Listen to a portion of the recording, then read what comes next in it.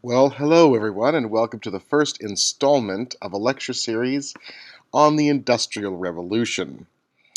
This series is going to cover several topics, including the beginnings of the Industrial Revolution in Great Britain, technological innovations as the Industrial Revolution deepens and spreads, and the social and political transformations that we see throughout Europe in the 19th century. So let's jump right in and look at the overall context. I have posted some questions here on each of these sort of section slides that are important for you to reflect on as we go through the lecture. This one is explain the context in which the Industrial Revolution originated, developed, and spread in Europe. And the period we're really looking at is 1815 to 1914. So we'll look at some overview. These are the big contextual elements here. We look at how really the Industrial Revolution has its start in Great Britain. That is where we see the most innovation technologically, and then we see the British influencing the spread of industry elsewhere. It begins there as a function of the of textile production, and then spreads to steel production, coal production, railways, etc. And then we see the spread of the industry to to continental Europe after the Napoleonic Wars cease, and then we see also the spread to the United States at around the same time. We also see the Industrial Revolution, or we'll look at it, reshaping everyday life. We'll see the emergence of new social classes, self-defining social classes like the proletariat or working class. And we will also see the emergence of a self-defined middle class with its own set of values and its own agenda. We see rapid population growth, the growth of urban areas, cities where there had been virtually none before. Cities are no longer going to be simply capitals or centers of trade. They will be centers now of production. Family structures will also vary based upon the social classes mentioned above, the bourgeois or middle class and the working class or proletariat. And finally, we will begin to see political challenges that emerge throughout Europe. This is the age of ideologies, from conservatism and liberalism and socialism to the various revolutions, particularly the nationalist revolutions of the 1830s and 1840s. And we see how governments respond either through these revolutionary actions, or we see the ways in which governments respond perhaps peacefully through legislation, as in the British Parliament and the Great Reform Act of 1832. All right, let's dive deep into the development of spread. This is the British context in a little bit more detail. Our guiding question for this is explain the factors that influence the development of industrialization in Europe from 1815 to 1914. And so we look at the British context. One of the things about Britain, even though it is an island, and perhaps because it is an island and its relative isolation to the rest of continental Europe, it still has ready supplies of coal, iron ore, and other important raw materials necessary for industry. It will develop very early on and had, well, I should say it had a great tradition of textiles that go back to the Middle Ages. British production of sheep and raising sheep and production of woolens goes far back in history. The mechanization of that process is what's key here. But mechanization in one industrial sector often spreads to others. So we see how the textile industry mechanizes in the late 1700s. But then we see how that creates demand for other resources and how that will eventually spur on the iron and steel industries that Britain will become famous for in the 1840s, 50s, 60s, and so on.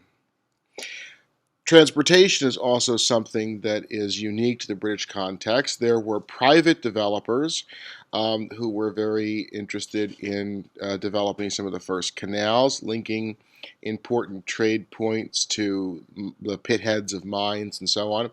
Also railroads, but from, again, far back into the Middle Ages and even into Roman times, Britain's coastal waterways and its various navigable rivers make transportation around the islands relatively easy compared to, let's say, the interior parts of Eastern Europe.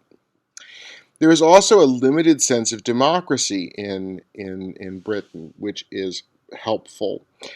Democracy means that there is a degree of liberal choice, liberalism in its 19th century context. Liberalism in the 18th and 19th century context also means capitalism.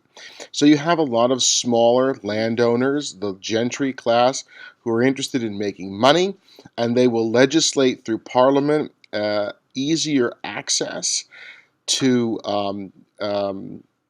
to the ability to do that. If we look at the continent, for instance, we see in France the ways in which the French aristocracy are prohibited by royal assent from engaging in certain types of trade. That's not so among the gentry in England. So that voting, land-owning class that would fill the ranks of the House of Commons were packed with free traders who wanted to cut their own deals, whether it be in trade, whether it be in industry, whether it be in banking, or even in insurance. Britain was also a highly educated nation filled with engineers and inventors. Necessity, as they say, is the mother of all invention, and we see that especially beginning in the textile industry with most inventions, water frames, spinning jennies coming out of Britain. And then we've also said in earlier lessons the ways in which British banking and capital was structured. That's important. That goes back to the early 18th century and the establishment of the Bank of England. Its reliance on private investment as opposed to public investment. And the English Civil War and Glorious Revolution of the 17th century enshrined property owning and property rights in British law in a way that was not present in really any other part of the European continent. And then we see the fruits of much of this. So, for instance, here are some images of the Great Exhibition of 1851. This was opened by Queen Victoria and Prince Albert. It's an example of British interest in modernity and technology. So these technologies and industries and all the produce of it from not only the isles off the coast of Northwest Europe, but from around the British Empire were presented at the Crystal Palace exhibition that over 1 million people came to visit in the first 3 years that it was open. Here you have another interesting, this is a political cartoon. This is the Corn Laws. This is another example of sort of the of British limited democracy. In the 18th century, British landowners had passed laws restricting the importation of wheat into the island. Increasingly, as the Industrial Revolution gives way and there's a more and more of a industrial population that needs to be fed, liberal members of Parliament from urban areas see this as an anti-capitalist restriction on the sale of imported grain. That competition will be the sort of thing that will drive down the price of competition will drive down the price of wheat and make it fairer and allow the economy to grow. We'll put more money in the pockets of consumers and they will spend that in other areas, and trade will grow and the consumer culture will grow. So repealing the Corn Laws will become an important capitalist talking point, liberal talking point for the first half of the 19th century, and will be very much wrapped up in the beginnings of the Industrial Revolution. In Western Europe, we have a different set of issues. Western Europe was in many ways disrupted by the Napoleonic Wars, so Western Europe will take some more time before the Industrial Revolution begins there. We also have a conservative restructuring of Central Europe, talked about in another lecture, that tends to be somewhat resistant to that. However, there are examples of state-sponsored industry in Northern Europe and Northern Germany, as well as in the Austrian Empire. We see the slow spread of industry throughout France, Belgium, and Northern Germany. And as a point that we will talk about later on will be the North German Customs Union, the Zollverein. All right, and finally, we need to discuss the impact of the Industrial Revolution in Eastern and Southern Europe. Here, in this early time period, in the early 19th century, it was fairly limited. Some would have called these economies the so-called primitive economies of the East, South, and to some extent also of Ireland, where economies were still relatively agricultural, infrastructure was fairly limited, lands were still uncleared in many cases, or there was just simply a lack of resources. There are tremendous resources, for instance, in Silesia, in the northern part of the Austrian crown lands, what later becomes part of Prussia after the War of Austrian Succession in the 1840s. But further east, as vast as Russia is, it tends to be somewhat resource poor. There's also transportation problems, although there are river systems that help to transport agricultural products to ports like Danzig and distributed through the Hanseatic League states to portions of Eastern and Central and Western Europe by a seaborne trade. Now, that mentioned, that's still part of agricultural production.